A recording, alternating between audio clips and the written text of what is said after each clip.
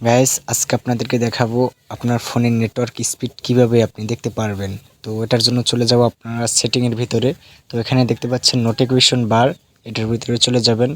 তো এখানে নিচে দেখতে পাচ্ছেন যে রিয়েল টাইম নেটওয়ার্ক স্পিড, তো এখানে অন করে দিবেন এটা। তো তারপর ডাটাটা অন করবেন। তো এখন দেখেন এখানে কিন্তু শো করতেছে এই যে নেটওয়ার্ক স্পিডের কত পার্সেন্ট আপনার নেটওয়ার্ক, এটা আপনি দেখতে পারবেন এই যে এখানে এই যে উঠতেছে দেখতে পাচ্ছেন।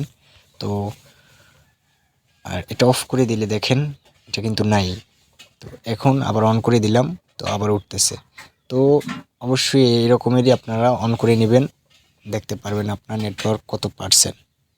আবার যদি খুঁজে না পান তো আপনারা সার্চ করবেন।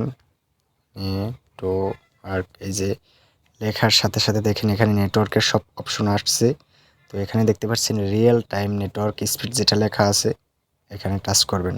তো এই যে দেখতে পাচ্ছেন আবার এসে পড়ছে। তো সার্চ করেই আপনারা আনতে পারবেন।